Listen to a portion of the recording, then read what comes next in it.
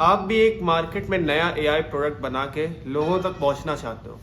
आप देख रहे हो कि मार्केट में बहुत सारे एआई प्रोडक्ट आते हैं एंड आप भी एक ऐसा यूनिक एआई प्रोडक्ट बनाना चाहते हो, बट आपको पता नहीं है कैसे बनाए। प्लस आप ये भी जानते हो कि जनरेटिव एआई आजकल बहुत एडवांसमेंट कर रहा है। इमेज मॉडल्स आ गए हैं, वीडियो जनरेशन मॉडल आ गए, बट मैं आपको बताना चाहता हूँ कि मे बी जो भी आप एफर्ट करने जाओगे वो उतना ज्यादा बेनिफिशियल नहीं होगा। मैं आपको डिमोटिवेट नहीं करना चाहता हूँ। इनफैक्ट ये जो बात मैं आपको बता रहा हूँ वो मुझ पे भी लागू होती है और वो दुनिया में जितने भी अभी एआई प्रोडक्ट बन रहे हैं उन सब पे लागू होती है। सैम ऑल्टमैन जो ओपन एआई के सीईओ हैं, उन्होंने कहा कि this is the right time to build an AI product, but मुझे लगता है this is beneficial for him as a founder of OpenAI, because 95% of startups क्या कर रहे हैं, चैट जीपीटी या जेमिनी के रैपर्स को यूज कर रहे हैं। दैट मीन्स कि they are using the core APIs of these companies and उसके टॉप पे अपना प्रोडक्ट बना रहे हैं। सो द मेजर प्रोडक्ट इन्हीं का है, they are the key players and they will control each and everything. Now अगर आप कोई एआई प्रोडक्ट बना भी देते हो तो द चांसेस ऑफ उसके रेप्लिकेशन के बहुत ज्यादा हाई है, बिकॉज उसको रेप्लिकेट करने में ज्यादा टाइम नहीं लगेगा। बिकॉज जो भी एआई हमें ऐसी कैपेबिलिटी प्रोवाइड करता है कि हम लोग उसके चीज़ों को बहुत जल्दी एक तो डेवलप कर सकते हैं, सेकंड को कि जब हमारे रैपर सेम है, because if you are also using Gemini और चैट जीपीटी और custom LLM, and I can also create this custom LLM, chat GPT or Gemini by using these no code tools and using or Hugging Face के through. तो replication कोई बहुत बड़ा issue नहीं है। आप कोई अच्छा प्रोडक्ट बना भी दोगे तो आप उससे बहुत short live amount of money create कर पाओगे। पहले के टाइम में ऐसा नहीं होता था, क्योंकि पहले के टाइम में जब भी आप कोई बिजनेस या प्रोडक्ट बनाते थे तो उसको रेप्लिकेट करना इजी नहीं होता था, क्योंकि फिर से आपको एक टीम चाहिए होती थी, उतनी ही मेहनत, उतना ही दिमाग, उतना ही रिसर्च। बट अभी क्या है, रेप्लिकेशन करना इज इजी। बट अगर आप इसको एक दूसरे पर्सपेक्टिव में सोचो, अगर आप अंडर कोर की लेयर में जाओ तो सबसे ज्यादा इस टाइम सबसे ज्यादा कंपनीज कौन से फायदा कर रही हैं, एनवीडिया जैसी, जो कि जीपीयूज बना के देती हैं, या AWS या क्लाउड जिनके पे हमारा पूरा चीज स्टोर होता है। तो अब इन दो चीजों का आप चीज समझ रहे हो। एक मैंने टर्म जो रेफर करता है वो है मेमोरी के लिए, और एक टर्म रेफर करता है ऑप्टिमाइजेशन एंड परफॉर्मेंस के लिए।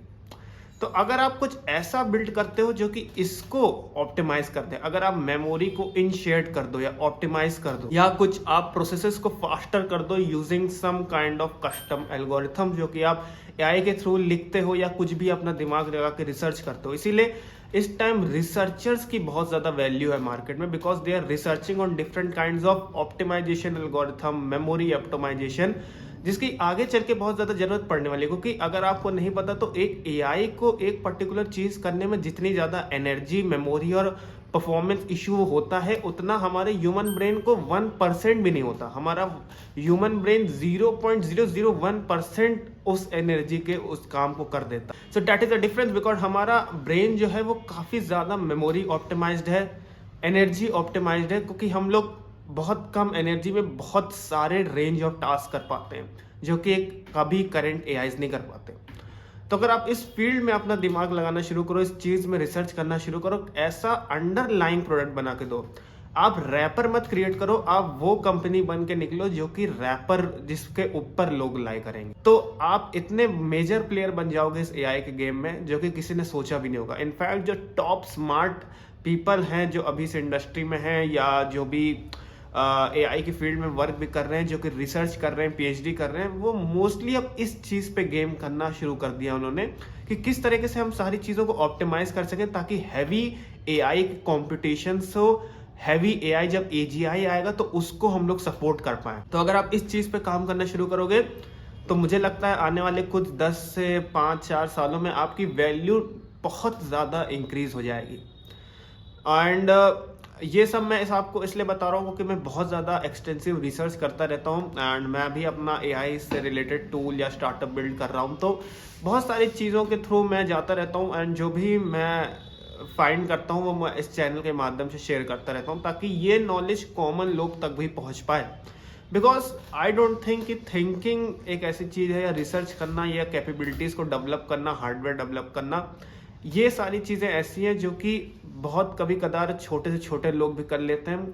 एंड बहुत से बड़े बड़े भी नहीं फिगर आउट कर पाते। सो अगर आपको ये टॉपिक या ये वीडियो अच्छी लगी हो तो प्लीज़ मेरी जर्नी को, मेरे चैनल को सब्सक्राइब कर लीजिएगा।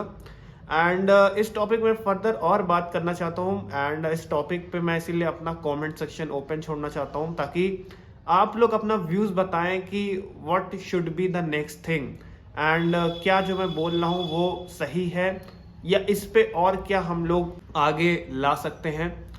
तो इस पे सारा डिस्कशन हम लोग कमेंट सेक्शन में मैं करना चाहता हूँ। मैं देखना चाहता हूँ कि हम लोग किस किस तरह के आइडियाज़ पे वर्क कर सकते हैं, क्या क्या अभी जो current companies, because I know कि ये जो बिग कंपनीज है उनको तो अपना प्रॉफिट बहुत अच्छे से दिख रहा है, क्योंकि मोस्ट ऑफ द स्टार्टअप्स क्या करेंगे, इनका रैपर यूज, मैं भी वही कर रहा हूँ, आप भी वही करोगे, और जितने भी छोटे स्मॉल स्केल स्टार्टअप्स हैं, मीडियम लेवल कंपनीज, सब यही करने वाली हैं, बिकॉज वो बड़े प्लेयर पे ही रिलाई करेंगे। तो हम लोग को कुछ ऐसा करना पड़ेगा कि हम लोग इन बड़े प्लेयर से पावर को अपने हाथ में कर पाएं, और ये तभी होगा जब हम लोग अंडरलाइंग चीज़ों को, कोर चीज़ों को, रूट चीज़ें जो होती हैं उन पर खेलना शुरू कर देंगे।